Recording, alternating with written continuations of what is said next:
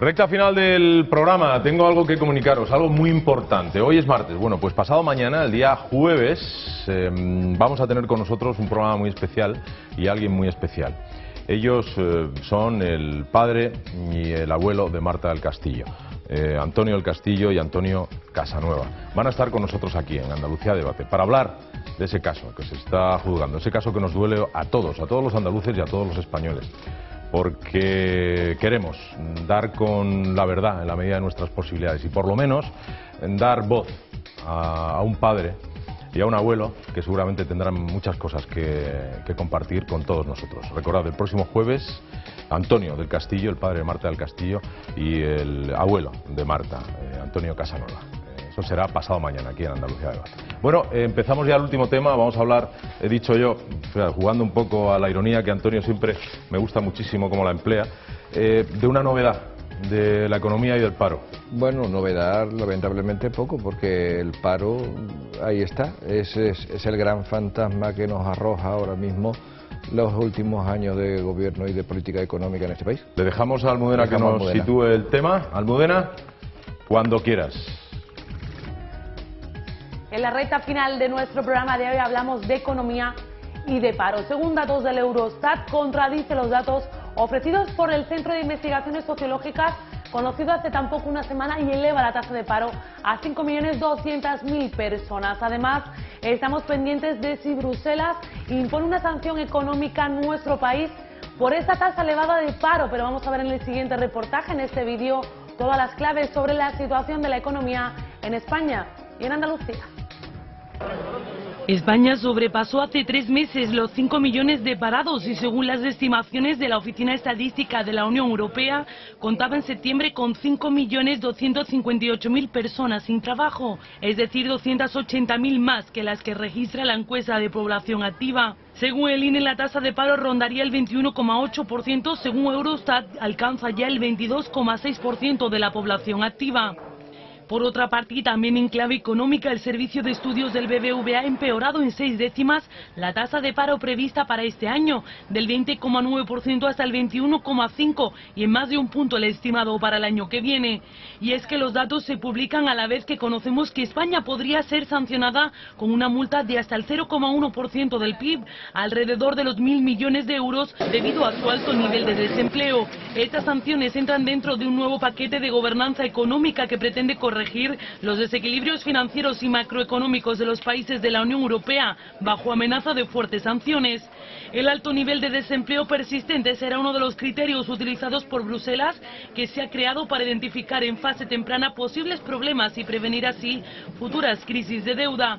El indicador se calculará según la media de paro de los últimos 3 años y el procedimiento sancionador se activará cuando se supere el umbral del 10%. Don Antonio Barreda. Mira, el paro en Andalucía ahora mismo ya no solamente es un drama, sino que es un drama el futuro inmediato que viene. El futuro que viene para crear empleo en Andalucía necesitamos crecer a un 2,5%. El presupuesto fantasma que ha generado la Junta supone un crecimiento de un 2,3%, cuando el Banco de España ya ha dicho que el crecimiento va a ser prácticamente cero. Significa, para que todos los andaluces lo tengan en cuenta, que están en su casa, que el 1.000.000 de parados que hoy hay en Andalucía no solamente van a estar parados actualmente, sino que hasta el 2013, como mínimo, van a seguir parados. Y a esto hay que añadir todos los parados que desgraciadamente el mercado de trabajo va a ir expulsando y va a ir incrementando las listas del desempleo.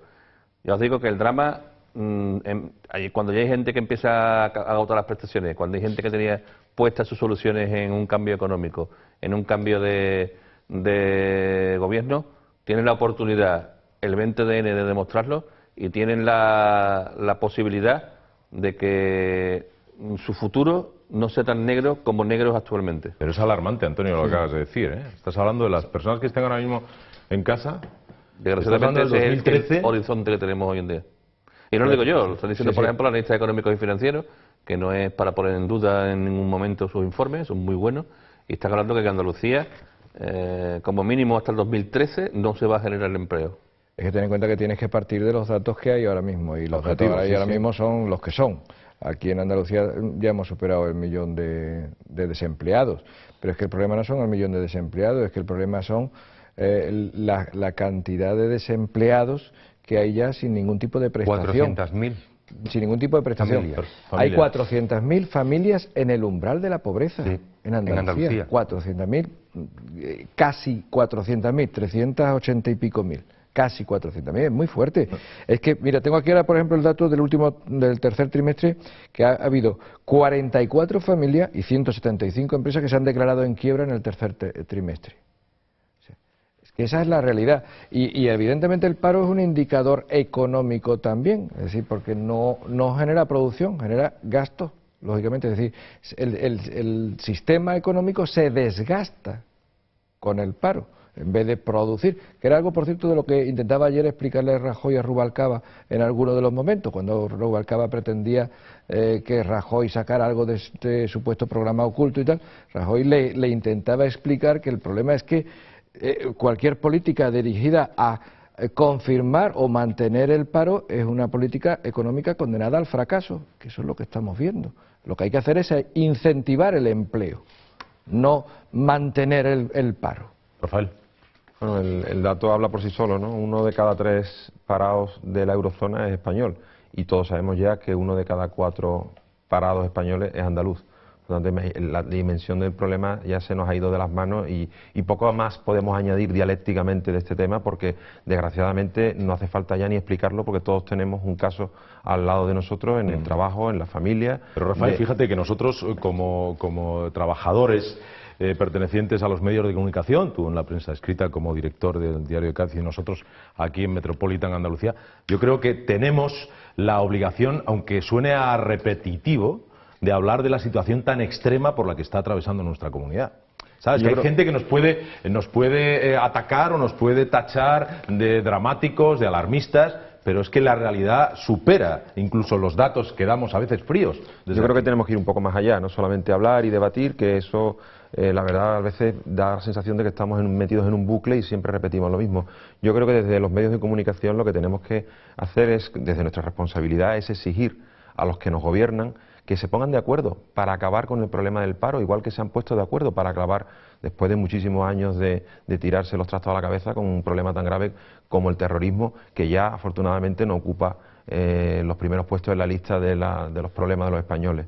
En el caso del paro tenemos que exigir lo mismo y tenemos que ponerle la cara colorada a todo aquel que se enfrente con el rival político y perjudique la creación de empleo. Creo que los medios de comunicación tenemos una responsabilidad en este momento muy grande y nuestro trabajo pasa, por supuesto, por contar lo que pasa, pero también por exigir y demandar a los políticos que lleguen a acuerdos, que haya un gran pacto de Estado por el empleo en el que entren el mayor número de fuerzas políticas posible, con empresarios, sindicatos y todos los agentes sociales y económicos, porque la dimensión del problema ahora mismo está, digamos, un tanto atajada, porque en este país existe un efecto anestesia que es el de la economía sumergida, que evita que haya, con 5 millones de parados en Andalucía, o sea, en España, haya revueltas sociales por las calles.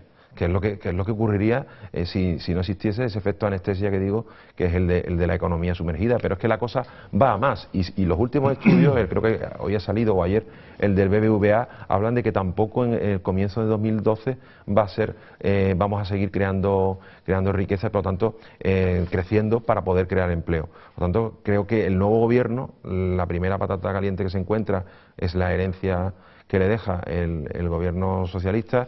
¿Crees que seguirá la paz social, que como estás explicándote ahora? Hombre, Rajoy decía creo que lo comenté también en esta casa, creo que Rajoy decía que algo estaré haciendo mal si no me convocan 2 huelgas generales cuando llegue al gobierno.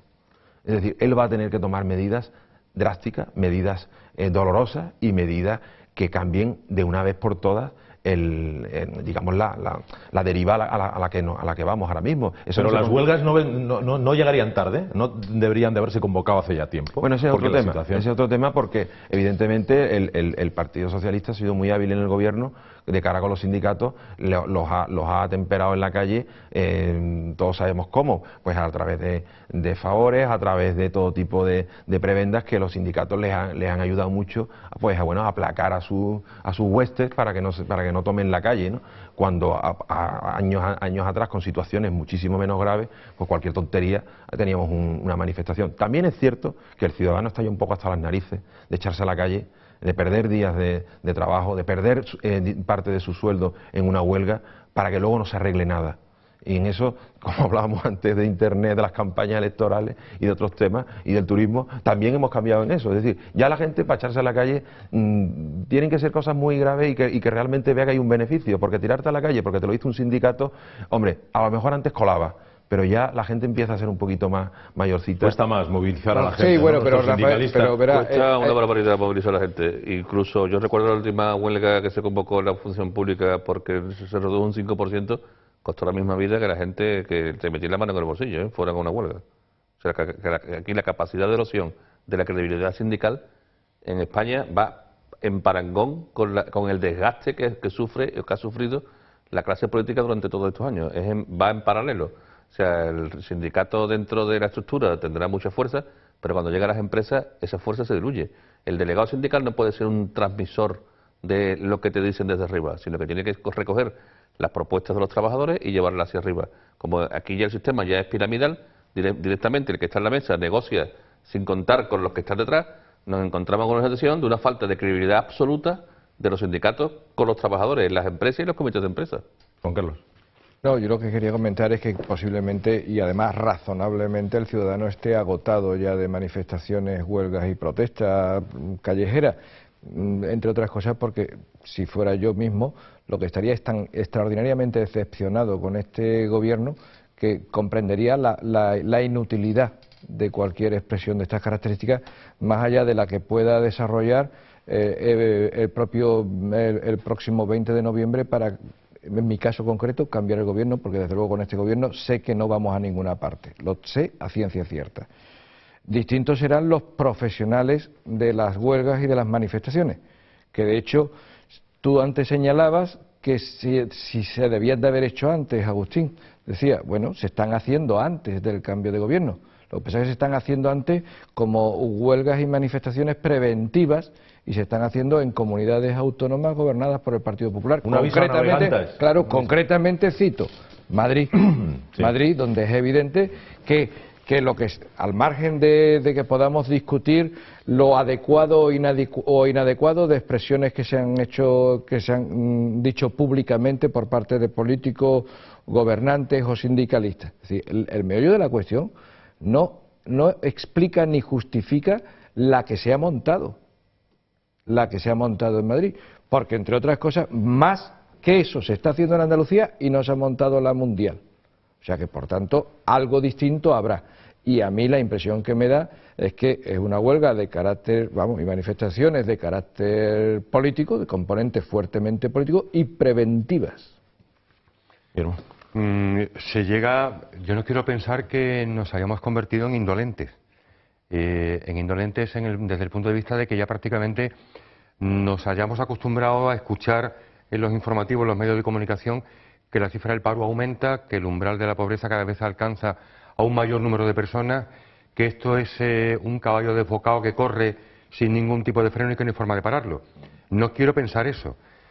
De alguna forma, lo que comentaba Rafael anteriormente, pues efectivamente el bálsamo que de momento está curando todo esto está en la economía sumergida. De otra forma, aquí estaríamos ya, pues efectivamente, prendiéndole fuego a algo o con revueltas efectivamente en la calle. Sí está claro, y termino rápidamente, que como decía Rafael, y es algo que yo muchas veces le pulso a la actualidad todos los días, bien temprano a la actualidad, y lo digo, me cuesta mucho trabajo comenzar a hablar por la mañana temprano, claro, diciendo esto es así. Pero claro, alguien tiene que decirlo. Es que es la sensación que he tenido yo. De ahí alguien tiene que decirlo. Hablando con Rafael, muy importante. Dijera, siento repetirme, claro, he bromeado con lo de la exclusiva de la economía del paro. Pero yo creo que es nuestra obligación. O sea, nosotros estamos aquí y estamos todos los días. Pero a lo mejor el que nos ve, ayer no nos vio. Entonces, hoy es importante que también sepa cuál es la radiografía de la actualidad económica. Hay una cosa muy importante que es que nos han venido tomando el pelo durante estos últimos par de años, especialmente en el último año, cuando nos están contando que esto es una crisis internacional, que esto es una crisis del sistema financiero. Pero, macho, en Alemania ha crecido el empleo. En Francia solamente un punto ha descendido el empleo. ¿Por qué en España tenemos, si en Alemania tenemos un desempleo del 5,4, en Alemania alrededor del 9,1? ¿Cómo es que España ronda el 30%? O somos peores o algo se ha hecho mal. Perdóname, pero ahí me ha salido un poco o somos peores o algo hemos hecho Con mal. la misma crisis. Y claro, si antes éramos muy buenos, ¿por qué ahora somos tan malos? Tengo aquí datos, por ejemplo, de los analistas económicos de Andalucía de Unicaja. Parece que la sociedad civil, quiero decir, está queriendo salir de la crisis. Los datos de enero a agosto del 2011, ha habido un incremento de creación de sociedades mercantiles. Se han creado algunas empresas en número y en capital suscrito, ha habido crecimiento. Ha habido un crecimiento en importación y exportación de bienes, en Andalucía, estoy hablando de Andalucía. Sí. Ahora, eso es lo que hay en cuanto a esas sociedades privadas, sociedades mercantiles. Pero después resulta que el resto de los indicadores son todos terroríficos. La matriculación de turismo pues ha descendido en un menos 30. La matriculación de vehículos de carga en un menos 15. O sea, los vehículos de transporte, para que no entendamos, en un menos 15. Construcción, no hablemos. Hipotecas constituidas, menos 32. Viviendas visadas, menos 18. Viviendas terminadas, menos 46, compraventa de vivienda, menos 10. El único indicador positivo es que la sociedad sí está queriendo salir de la crisis, sí se está moviendo y que hay un único indicador en toda Andalucía que funciona, que es el turismo.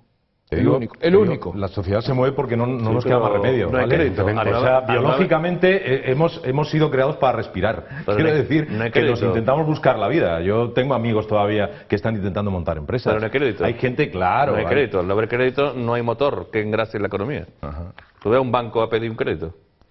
Bueno, esa es la clave, ¿no? Crédito al sector privado, menos 3,76. Las pymes son las que mueven este país. Y si las pymes no tienen acceso a la financiación, pues evidentemente la pyme muere y por lo tanto se destruye empleo. Yo creo que uno de los puntos fuertes del programa del Partido Popular de cara a su próximo gobierno, que está a la vuelta de la esquina, es el tema del apoyo a las pymes. Creo que a partir de ahí es por donde se puede empezar a volver a crecer. Y sin crecimiento no va a haber empleo. ¿Y por qué? Tú te preguntabas antes, Agustín, ¿qué hacemos mal los españoles respecto a los franceses o a los alemanes? Pues muy sencillo, que la economía no crece.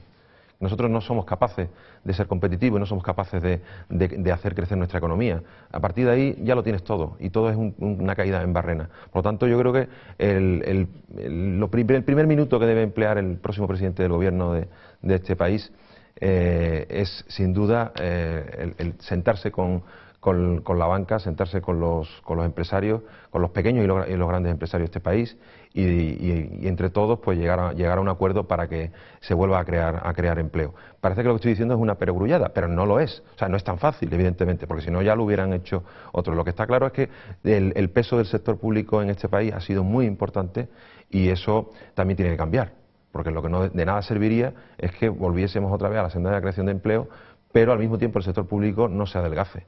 Si el sector público no se adelgaza, todo lo que podamos crear desde el sector privado, al final, no servirá para nada. Pero fíjate, Rafael, que tú lo has dicho y es cierto, y es completamente cierto, y además es una verdad entendida por todo el mundo. Es decir, como se crea empleo es a través de las pequeñas y medianas empresas y a través de los autónomos. Eso desde siempre, desde los principios de la democracia. La propia COE lo ha dicho, Es inexplicable que el esfuerzo de la política económica del gobierno socialista en los últimos años, sabiendo eso, no se haya dirigido hacia las pequeñas y medianas empresas y hacia los autónomos, se ha dirigido hacia los grandes proyectos industriales y hacia las empresas públicas. Es decir, es inexplicable para mí. Rubén Cabo lo decía, por cierto, en el debate, sí, que una quiero leer este mail, que no se me olvide. Que es el poder público, cuando todos los países de Europa están haciendo lo contrario, reduciendo el sector público. Mira, fijaos cómo está la España de la iniciativa, que es, por ejemplo, el País Vasco o Cataluña, o incluso Madrid, con la España intervenida por los grandes recursos del INI que invirtieron aquí y que todavía tenemos en la bahía y por toda Andalucía. Fijaros la gran diferencia de tener una España intervenida, de tener una España donde hay un empresariado que continuamente tiene una mentalidad de inversión y de creación. Oye, gracias por todo.